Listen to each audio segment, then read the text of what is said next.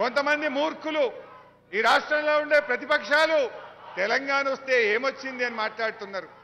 ఈ తెలంగాణను దేశములోనే అతి ఎక్కువ వరి ధాన్యం పండించే రాష్ట్రంగా తెలంగాణను తీర్చిదిద్దింది నిజం కాదా?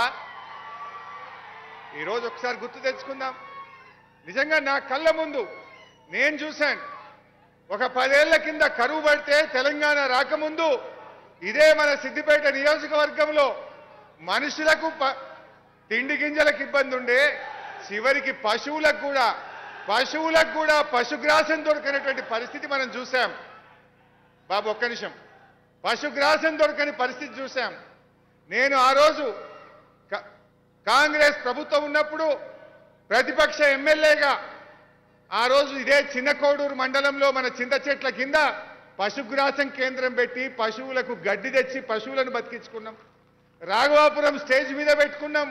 నంగునూరు మండలం రాజగోపాల్పేటలో పశుగ్రాసం కేంద్రం పెట్టి పశువులను మూగజీవాలను కాపాడుకున్న పరిస్థితి ఆ రోజు. ఇవాళ ఎక్కడ చూసినా పచ్చటి పొలాలతో ఇలా కోనసీమను తలపించేటట్టు ఈ తెలంగాణను మన సిద్దిపేటను తీర్చిదిద్దింది నిజం కాదా అని నేను అడుగుతా ఉన్నా. ఇలా చెప్పుకుంటూ పోతే మన ట్యాగ్ లైన్ సిద్దిపేట జిల్లా, సిద్దిపేటకు గోదావరి నీళ్లు, సిద్దిపేటకు రైలు, సిద్దిపేటకు మెడికల్ కాలేజ్ ఇచ్చి ఈ ప్రాంతాన్ని ఎంత అద్భుతంగా ముఖ్యమంత్రి గారు అభివృద్ధి చేశారో మనకు తెలుసు. ఒకనాడు మన ప్రాంతంలో రైతులు భూములు అమ్ముకునే పరిస్థితి, ఎకరానికి 4 లక్షలు 5 లక్షలు రాని పరిస్థితి. అమ్మాయి పెళ్లి చేయాలన్నా దవాఖాన్ల ఖర్చులు పడ్డా అడ్డికి పావు షేరుకు 4 లక్షలకు 5 లక్షలకు ఎకరం భూమి అమ్ముకున్నాం. పంటలు పండక